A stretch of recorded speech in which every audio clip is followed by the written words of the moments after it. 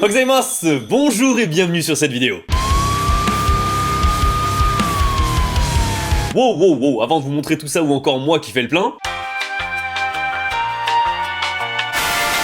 il est temps que je parle de la conduite au Japon et qu'est-ce que ça fait d'avoir une voiture au Japon. Parce que ça fait maintenant 3 ans que je conduis régulièrement en France et au Japon et je pense que je suis bien placé voilà, pour noter tout ce qui est différence des règles dans l'attitude des Japonais ou encore sur la facture finale. Et oui, croyez-moi, il y en a des différences. Et c'est d'ailleurs assez surprenant qu'on te laisse conduire facilement en tant que Français au Japon alors qu'il y a plein de petites choses qu'on connaît pas et qui pourraient te coûter la vie. Imagine tu as ce feu. Là, est-ce que du premier coup d'œil tu comprends? C'est-à-dire que c'est feu rouge mais tu peux aller tout droit, à droite et à gauche.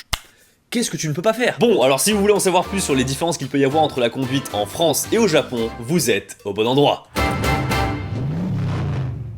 Avant de conduire au pays du soleil levant, j'ose espérer que tu vas te renseigner un minimum sur internet. Et en parlant d'internet... j'avais pas meilleure transition aujourd'hui, écoutez.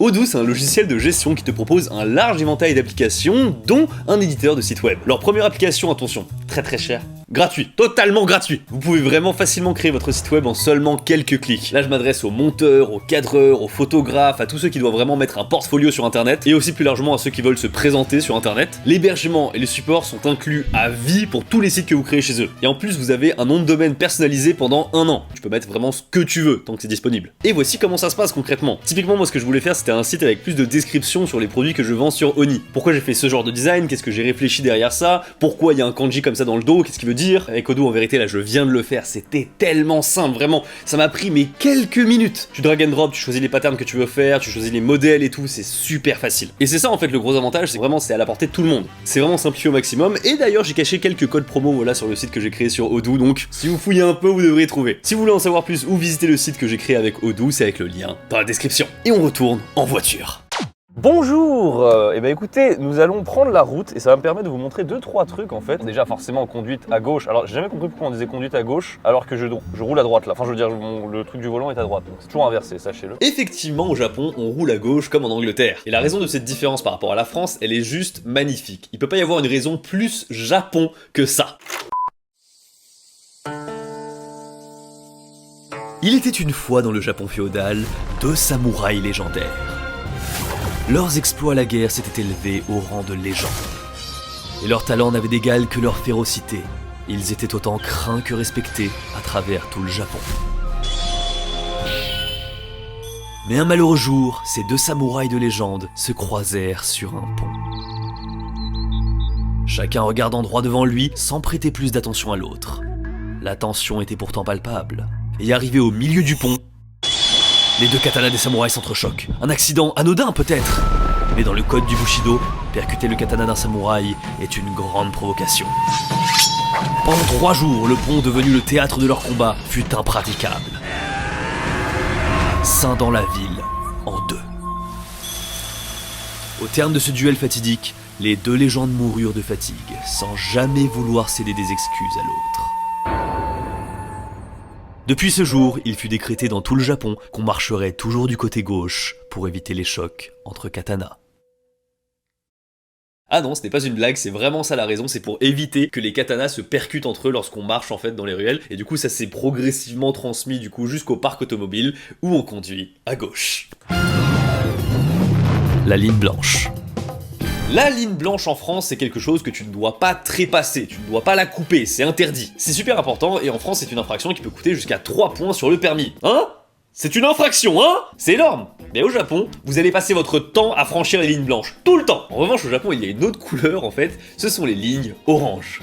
Et en fait, c'est l'équivalent de la ligne blanche en France. Et les lignes blanches, en fait, au Japon, tu peux les transgresser. Et au début, c'est très perturbant quand tu découvres ça. Et c'est pas la seule chose qui va être perturbante parce que à chaque fois, tu vas te retrouver dans chaque croisement avec cette ligne blanche horizontalement. Et ça ressemble beaucoup à un stop, mais ce n'est pas un stop. Et au début, comme je connaissais pas, je ne faisais que de m'arrêter à chaque intersection en pensant que c'était un stop. Non. En revanche, ça peut aussi vouloir indiquer un feu rouge un peu plus loin. Vous avez le feu rouge qui est loin et en fait, il y a une ligne blanche devant pour t'indiquer où est-ce que tu dois t'arrêter. Bon, en gros là ça se voit, tu vois. Mais c'est pas comme en France où c'est pile au niveau du feu rouge qu'il faut s'arrêter. Et pour moi la transition est toute faite avec les feux rouges.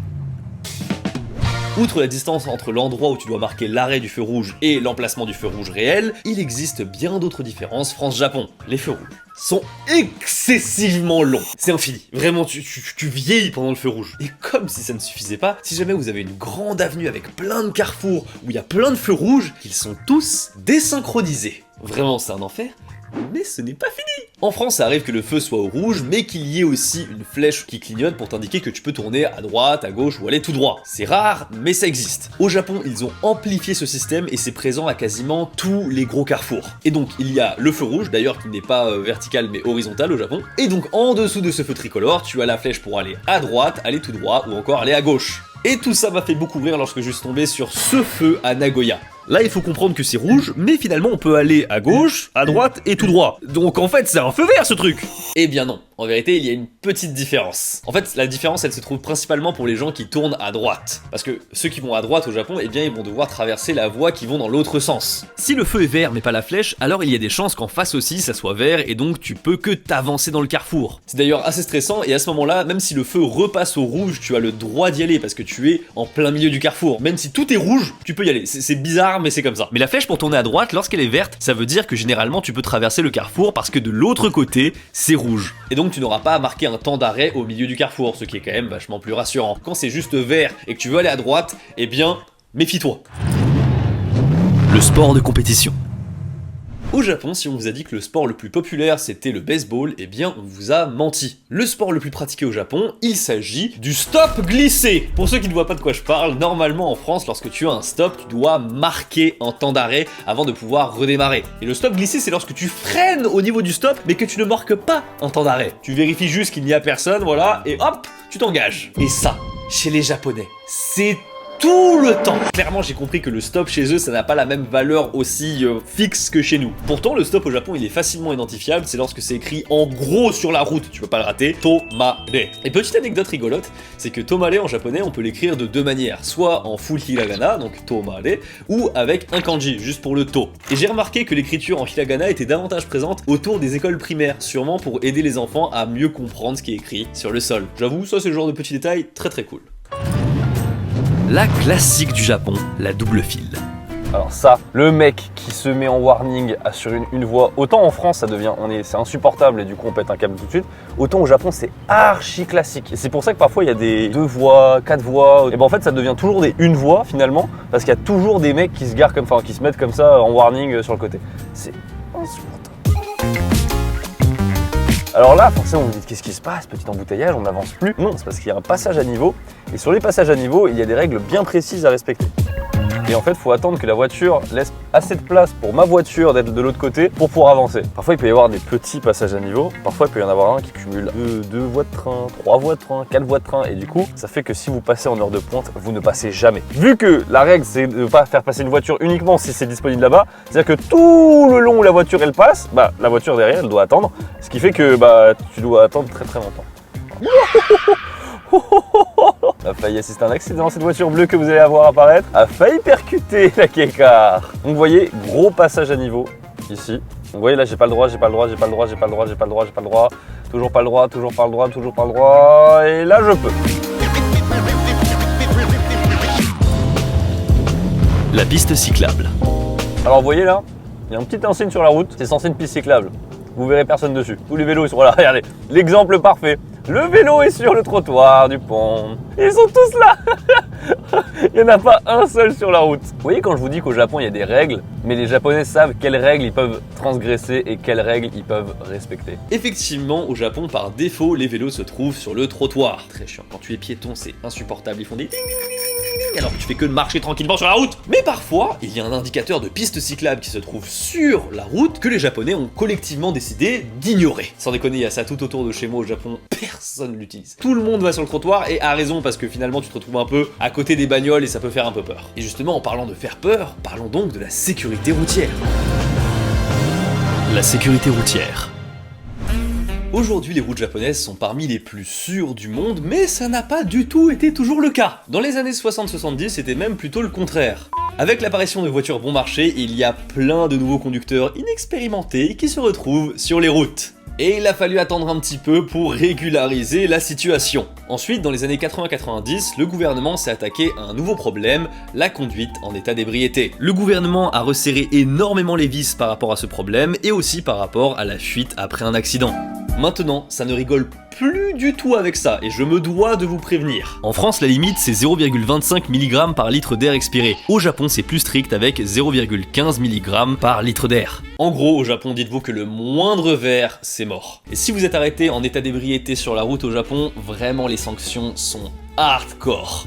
Si vous êtes chopé entre 0,15 mg et 0,25 mg, c'est suspension de permis de 90 jours, emprisonnement avec travail de 3 ans maximum ou une amende de 500 000 yens, soit 3500 €. Et si vous êtes à plus de 0,25 mg, c'est une révocation de vos privilèges de conduite pendant au moins 2 ans, une peine d'emprisonnement avec travail jusqu'à 5 ans maximum ou une amende de 1 million de yens, soit 7000 €. On peut te révoquer ton permis très facilement. Le permis japonais. Vraiment au Japon, c'est un document administratif ultra puissant. En fait, il n'y a pas de carte d'identité au Japon et donc le permis ça fait un peu office de carte d'identité. En revanche, contrairement en France, tu dois renouveler ton permis tous les 3 à 5 ans. En vérité, il y a des règles en fonction de l'ancienneté, en fonction de si tu as eu des accidents ou pas, voilà, ça te permet de renouveler plus tard, mais globalement, c'est entre 3 à 5 ans. Et tu peux donc avoir des tests de conduite, et c'est là où je dois vous parler d'un phénomène unique au Japon, ce sont les paper driver. Ça vient de l'anglais paper driver et ça veut tout simplement signifier des personnes qui ont le permis mais juste sur le papier et qui ne conduisent jamais et qui se sentent pas du tout à l'aise à l'idée de passer derrière un volant. En fait, ils ne veulent juste pas perdre leur permis juste pour la valeur administrative qu'a ce document. Bon là, c'était du blabla l'administratif, retournons au concret. Prendre l'autoroute. Dans une situation, mesdames et messieurs, où je suis sur la voie de droite pour aller à gauche. Et là, je viens de voir dans mon rétro qu'il y a les flics. Bordel! On va prendre l'autoroute.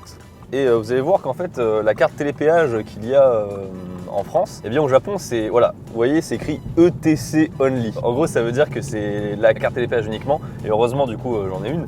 Mais sinon, c'est une galère, hein. Prendre l'autoroute au Japon quand t'as pas cette carte-là, wouh! Et il y a des endroits où tu peux juste pas passer. Et vous voyez, ce qui est bien, c'est que sans s'arrêter, normalement, c'est bon.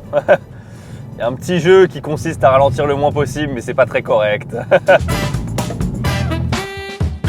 Vous voyez, en France, on a le concept de voie rapide à droite, sauf que, comme vous pouvez le voir devant, eh bien, c'est un peu plus catastrophique et chaotique au Japon. Il n'y a pas tellement ce genre de règles. Et là, typiquement, il y a 2 camions, enfin, il y a même plusieurs camions qui sont sur les 2 voies, ça se balade, c'est OSEF, quoi. Vraiment, les gens, ils s'en battent les steaks. Si tu n'as pas la carte ETC, donc l'équivalent du télépéage, eh bien, tu dois payer les péages, normal, mais en cash. Et en plus, tu dois savoir où est-ce que tu sors parfois. Parce qu'il y a des sorties qui peuvent arriver n'importe où et il n'y a pas de borne de sortie. Il n'y a que des bornes d'entrée en fait au Japon. C'est vraiment un bordel quand tu n'as pas la carte. Plus le fait que le cash c'est très important quand tu as une voiture, rien que pour les parkings. Le nombre de fois où ça m'est arrivé, j'arrive à un parking, je veux payer le parking pour sortir, j'ai mon billet, j'ai un billet, j'ai du cash, un billet de 10 000 yens, la machine ne prend que des billets de 1000. Le bonheur! Petite spécialité, en gros, les virages sur les autoroutes au Japon, c'est penché. Ce qui fait que là, vous êtes en hauteur par rapport à moi. Je sais pas si ça se sent avec le paysage derrière, mais en fait, c'est ce qui permet de garder une vitesse assez conséquente. On a l'impression d'être sur circuit en fait au Japon, et c'est pour ça que parfois tu peux trouver des mecs qui bombardent un peu la nuit, quoi.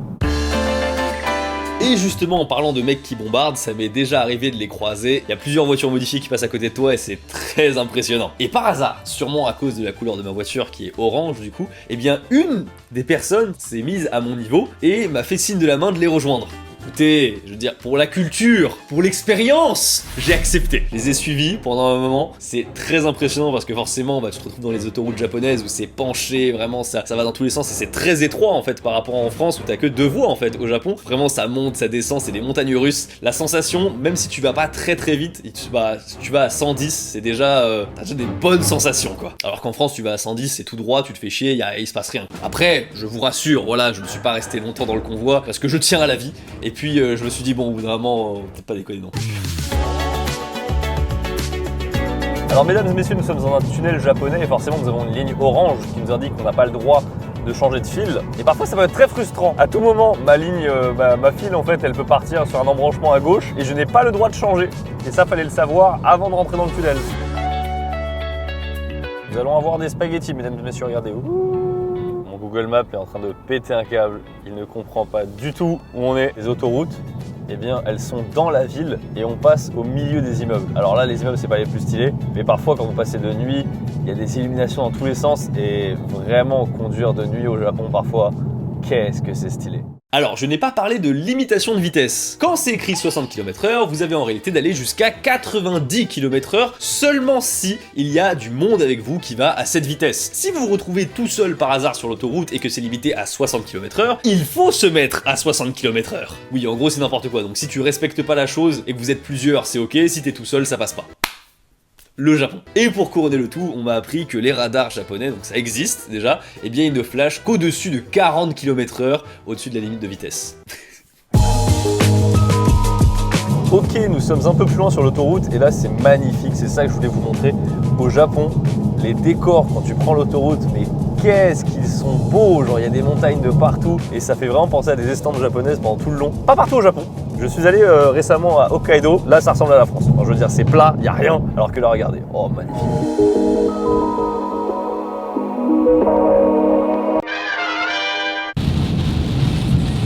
Au Japon parfois il y a ce genre de temps. Bon, rouler ça fait partie de la conduite, mais s'arrêter et se garer, ça en fait aussi partie. Les parkings.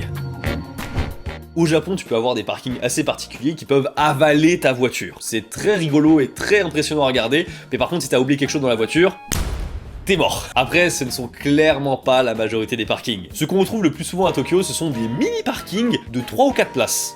Oui, c'est ça la majorité. Et pour ce qui est des tarifs, mais c'est affreusement cher. Alors bien sûr, ça dépend de la zone dans laquelle tu te retrouves, mais à Tokyo, dans les gros quartiers, mais ça peut monter jusqu'à 500 yens les 20 minutes, ce qui fait environ 10 € de l'heure, et c'est monstrueusement cher, je trouve. Et encore, là, je vous ai fait la conversion avec le taux de change actuel qui est plutôt généreux, mais si c'était il y a quelques mois, on aurait plus été autour de 12-13 € de l'heure. Mais la question que vous posez certainement, c'est comment on organise un parking lorsqu'on a que 3 ou 4 places? Parce que vous doutez bien que pour une optimisation de l'espace, eh bien on ne peut pas placer de barrières à l'entrée comme ça et à la sortie pour dire tu peux rentrer, tu peux sortir. Eh bien dans la majorité des cas, tu as un rabattant métallique. Il se relève au bout de quelques minutes de stationnement et en vrai tu peux forcer la voiture à passer au-dessus, mais ça l'abîmerait un peu. C'est juste dissuasif et même si c'est très malin, je pense qu'en France, il y aurait pas mal de gens qui forceraient un peu sur la voiture, sur le moteur, pour pouvoir passer outre. Ça c'est dans la majorité des cas.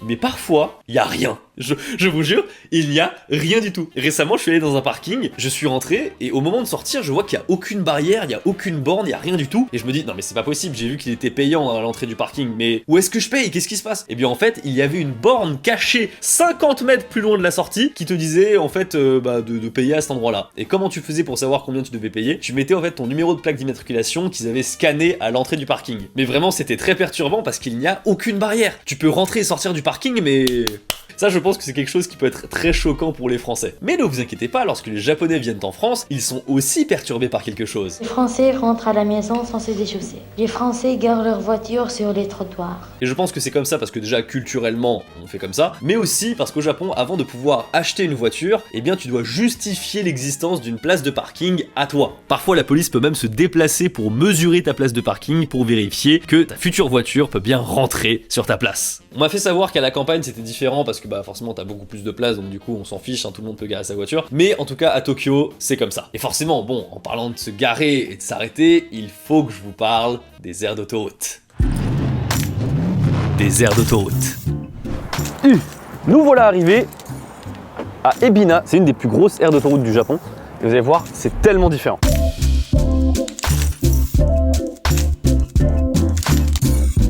C'est fou parce qu'on n'a pas du tout l'impression d'être sur une aire d'autoroute en fait. Tu peux pas comparer les aires d'autoroute en France et au Japon pour le coup. Regardez ça, je veux dire, on a l'impression d'être à un festival limite. Et c'est énorme, c'est vraiment un centre commercial gigantesque. Mais vraiment c'est hallucinant tous les stands de bouffe, regardez. Là ça vend des brochettes, des saucisses. À l'intérieur il y a encore ici des takoyaki. C'est blindé de chez blindé.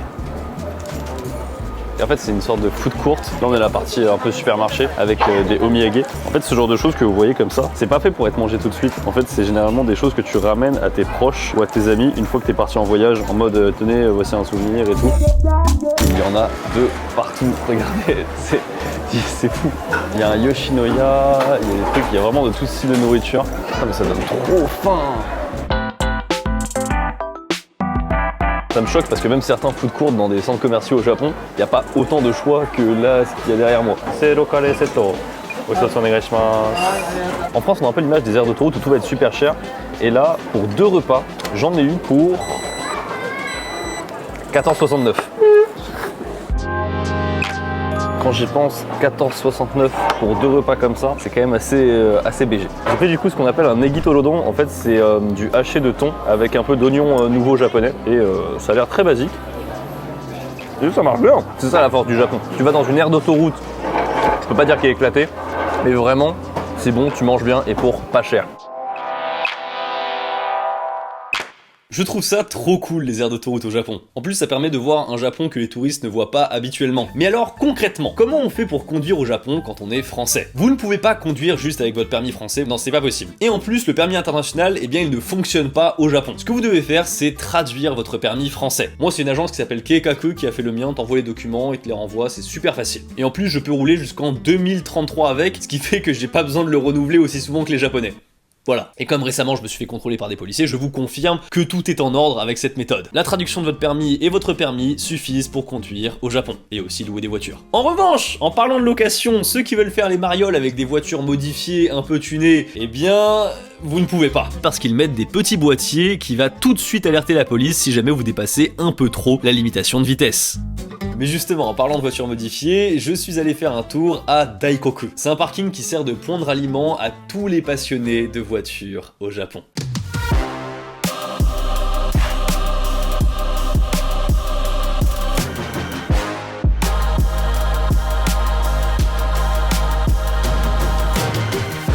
Et donc monsieur, cette plaque là, elle a l'air d'être rétractable. Alors j'y connais rien en voiture, mais on m'a dit que c'était une Cresta. Et je pense immédiatement à Onizuka, la voiture qui flinguait, celle du vice-proviseur. Effectivement, vu que ça fait beaucoup les fous ici en faisant du drift, c'est totalement illégal hein, au Japon. Donc ils ont décidé de mettre un Koban juste là, voilà. Quand il y a trop de voitures qui, on va dire modifiées, etc., ils sortent et ils font le tour et ils commencent à installer pour checker la voiture. Et là, quand on voit la police sortir, tout le monde commence à partir dans tous les sens pour éviter le contrôle, quoi. Ok. Avoir une voiture au Japon. Déjà, commençons par l'essence, c'est un peu la base. Quelques petites choses à savoir sur l'essence au Japon, déjà c'est beaucoup moins cher. Et il n'y a que 3 styles d'essence différents. Il y a Regular, il y a Highhawk, ça c'est ce truc que je mets. Et le dernier à chaque fois j'oublie, le diesel tout simplement. Et on avance.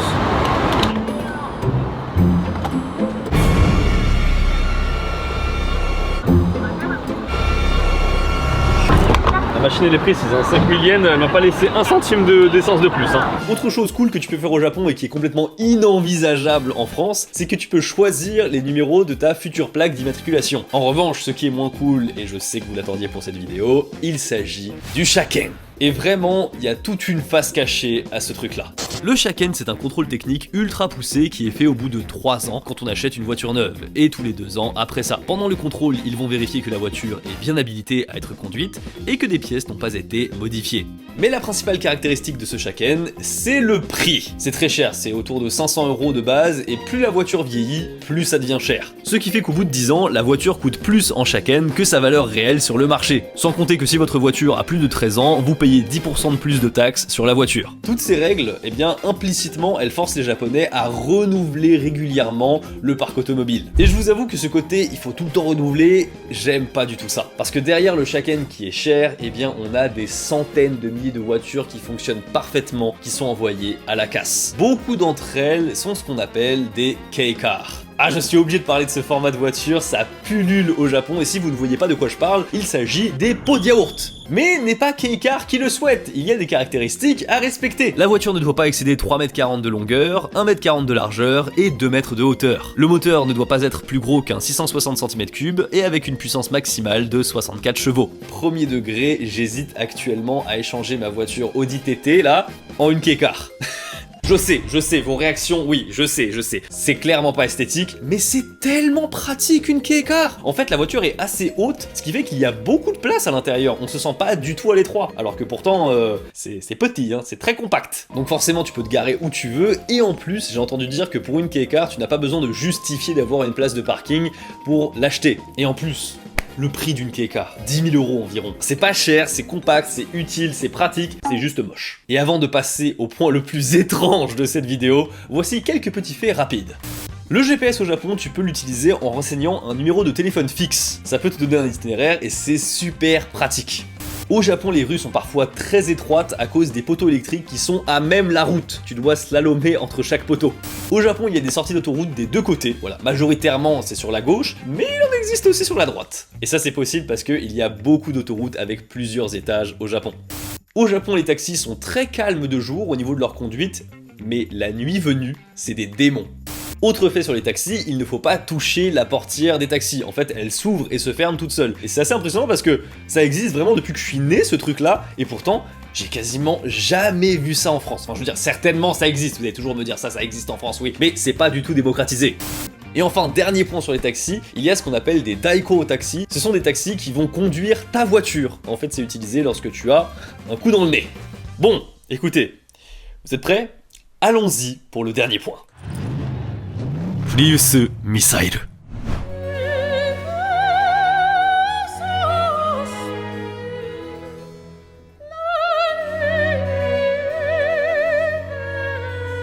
Il y a un point commun avec toutes les images que je viens de vous montrer, c'est que c'est systématiquement le même modèle de voiture. Il s'agit de la Toyota Prius qui a un petit surnom au Japon, Prius Missile. Alors, est-ce que ça veut dire que la Toyota Prius est une voiture dangereuse? Non, pas vraiment. Tous ces accidents qu'on voit, c'est à cause de deux choses. La première, c'est que la Toyota Prius est une voiture très appréciée par des personnes très âgées au Japon. Et donc parfois elles n'ont pas conscience du fait que ça devient dangereux de conduire pour elles, et aussi pour les personnes qui sont autour d'elles. Et la seconde raison, c'est que la boîte de vitesse de la Toyota Prius, eh bien elle est un peu particulière. C'est qu'on peut vite se retrouver à reculer au lieu d'avancer. Et en plus de ça, apparemment la pédale d'accélérateur et de frein sont un peu trop proches, ce qui fait que certaines personnes âgées confondent ces deux pédales et foncent. Bref, c'est pour ça qu'on appelle au Japon cette voiture Prius Missile ou encore Combini Killer.